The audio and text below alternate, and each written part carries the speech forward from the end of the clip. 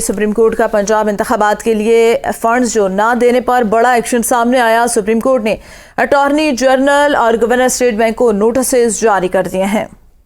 आम खबर से आपको आगाह कर रहे हैं। सुप्रीम कोर्ट ने नोटिस जारी कर दिए हैं अटॉर्नी जनरल और स्टेट बैंक को पंजाब में इंतखाबात के लिए फंड्स जारी न करने के हवाले से इलेक्शन कमीशन का यह नोटिस दिया गया है। बड़ा एक्शन लिया गया है और सेक्रेटरी खजाना सेक्रेटरी इलेक्शन कमीशन को भी नोटिस जारी किए गए हैं।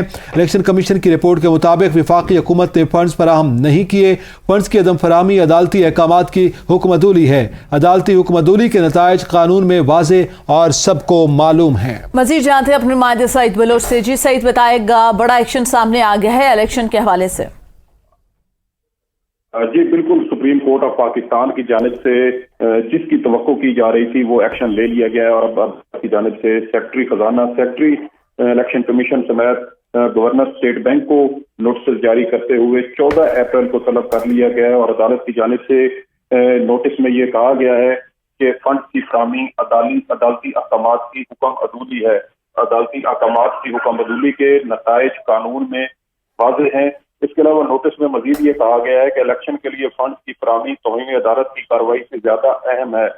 अदालत की जानिब से गवर्नर स्टेट बैंक को दस्तियाब वसाइल से मुतल्लिक तमाम तफसीलात भी हमरा लाने का हुक्म दिया गया है। इसके अलावा अदालत ने सेक्रेटरी खजाना को भी तमाम रिकॉर्ड साथ लाने की हिदायत की है।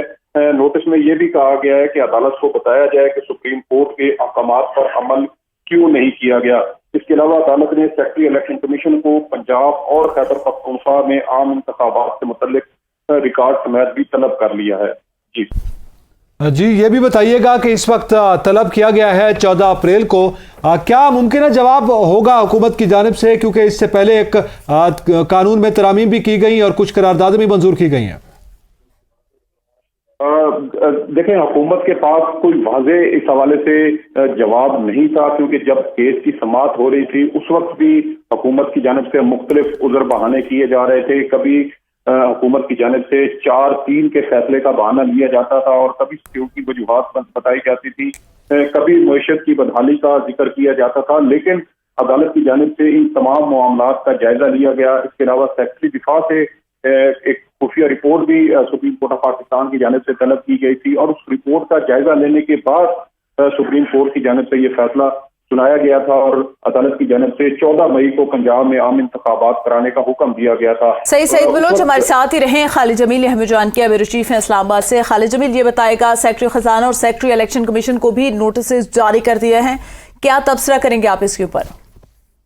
जी बिल्कुल, एक चीज तो बड़ी वाज़ेह हुई है कि सुप्रीम कोर्ट ऑफ पाकिस्तान ने, जैसे सईद बलोच बता रहे हैं, कि तमाम रिपोर्ट्स को सामने रख कर इस नतीजे पर पहुंची थी कि अभी इलेक्शन हो सकते हैं, वसाइल फराहम कर सकते हैं, की जा सकती है और इलेक्शन जो है कि उसकी तारीख मुकर्रर, और इस सिलसिले में तमाम मुतल्लिका इदारों को ये हुक्मनामा जारी किया गया था कि वो वज़ारत खजाना को कि 10 अप्रैल तक फंड फराहम करें और सिक्योरिटी प्लान जो है वो 17 अप्रैल तक कहा गया था। अब 10 अप्रैल की डेडलाइन गुजर गई और फंड फराहम नहीं किए गए, जिसकी बुनियाद के ऊपर सुप्रीम कोर्ट ने अभी इन मुतल्लिका तमाम इदारों को और उनके जो जिम्मेदारान हैं उनको नोटिस दर्ज किए हैं और 14 अप्रैल को तलब किया है कि उनको सुना जाएगा और इसमें देखा जाएगा कि उनके पास मौक़िफ़ क्या है, कोई लॉजिकल रीजन है या नहीं है, और अगर कोई लॉजिकल रीजन नहीं हुआ तो उसके बाद फिर सुप्रीम कोर्ट ऑफ पाकिस्तान जो मुतल्लिका जिम्मेदारान होंगे उनको तौहीन अदालत का नोटिस भी दे सकती है। और अगर उन्होंने अदालत को मुतमिन किया कि किस वजह से अदालत के फैसले पर अमल नहीं हो सका, तो फिर मुमकिन है कि अदालत